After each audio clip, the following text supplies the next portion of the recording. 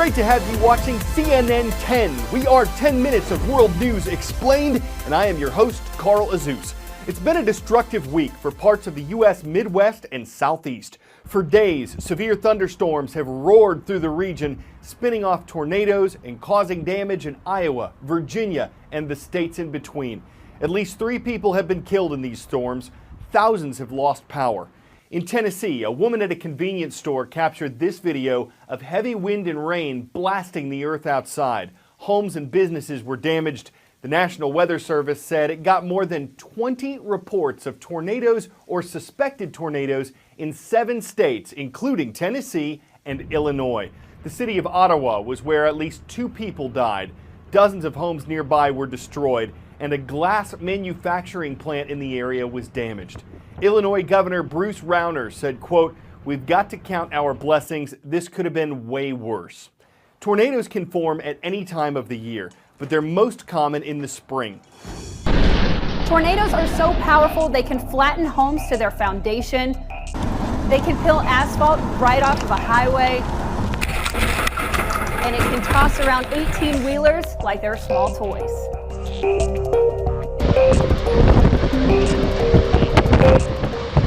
Tornadoes can be the most deadly and destructive weather phenomenon on Earth. In fact, about 1,000 tornadoes occur every year in the U.S. That's more than anywhere else on the planet.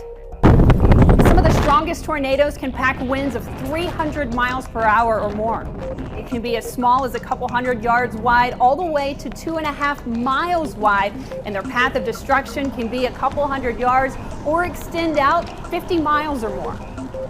When conditions are just right, you'll get warm, moist air coming in from the Gulf of Mexico. That will collide with dry, cooler air from the north. When these air masses collide, it creates a lift in the atmosphere. And when you get those winds rotating and increasing speed with height, that will create a horizontal column of air that's spinning. Then you get a downdraft from a thunderstorm, and that will pull that column of air all the way down to the ground. And then you have a tornado.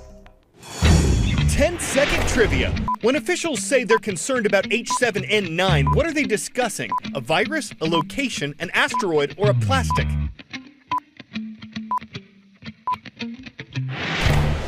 H7N9 is a strain of a virus that's also known as avian influenza, or bird flu for short. Though this virus mainly affects birds, hence the name, certain strains of it have mutated to sicken people. The Asian country of China is now going through its 5th epidemic of H7N9 since 2013. The World Health Organization says 460 people there have had confirmed bird flu infections since last October. Scientists say this year's outbreak seems worse than previous ones, and dozens of people have died. Bird flu symptoms are like those of the regular flu: fever, coughing, sore throat. The virus can be treated with certain medications. Despite this outbreak in China, health officials at the U.S. Centers for Disease Control say there's not much risk to the general public right now. But because this disease has the potential to spread, they're raising warning flags and may ramp up production of emergency vaccine. China has shut down a number of live poultry markets to prevent bird flu from spreading. Other strains that have affected only birds have been reported recently in the Middle East and especially Europe.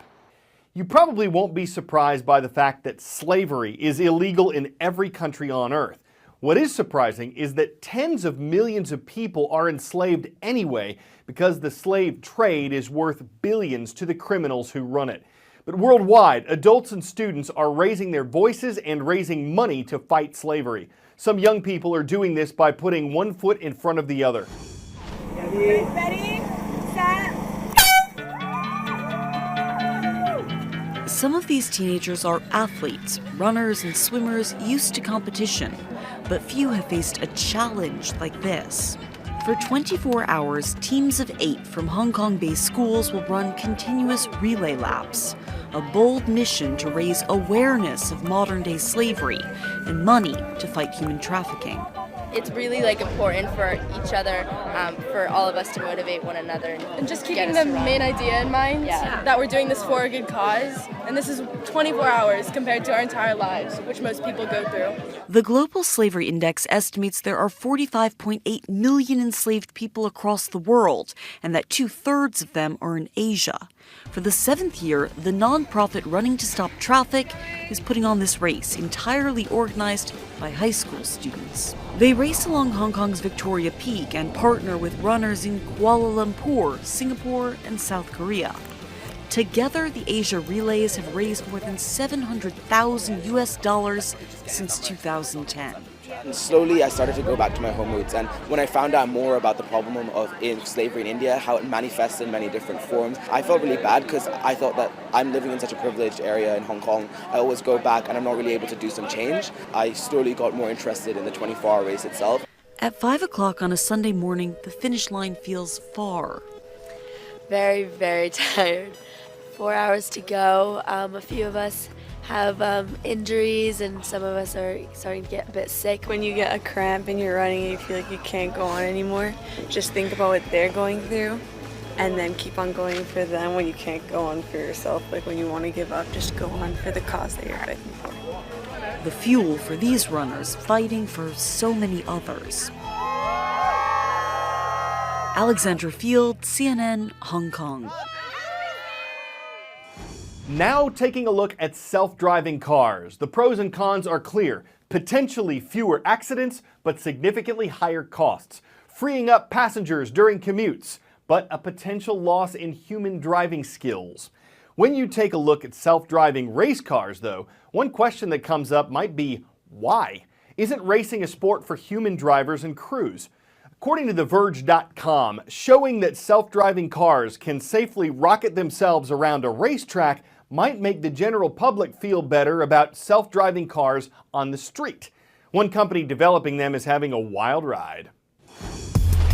This is the world's first self-driving electric race car called Robocar, and when they're out on the track, they won't have any drivers, there's no cockpit. All of the cars will be exactly the same specs. The only difference will be the team behind them and the different algorithms they're creating. What makes this self-driving race car different from the typical race car that has a driver's seat?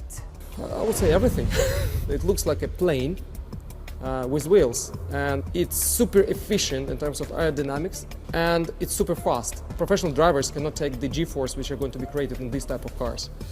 And it's super powerful, so we created a special motors for these cars, so it's almost 500 horsepower per wheel, so it's a beast. And software engineers needs to find a way how to manage this power. Do you think that the common man in the street who makes minimum wage is going to be able to relate to this, or is this kind of a sport for rich guys?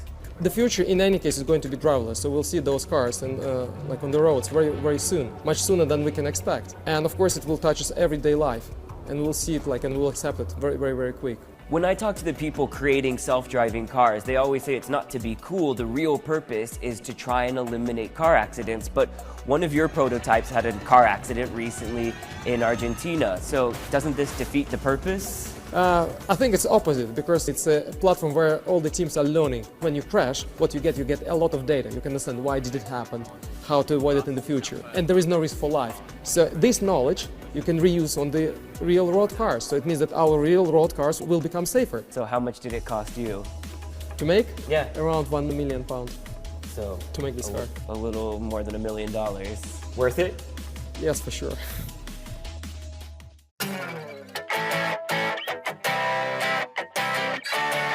So robots aren't just getting faster, they're getting more athletic, y'all. This is Handle. Why the name? Because it can pick up and handle stuff.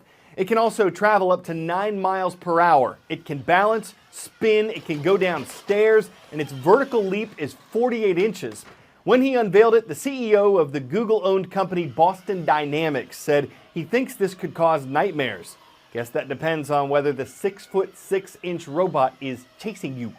It has excellent handling, and it's at home on a range of 15 miles, which techies will get a charge out of. But it could cause a battery of concerns for movie fans who've seen what can happen when robots get their wires crossed, go on a power trip, and cause massive disk malfunction. It's almost too much to handle. This is CNN 10.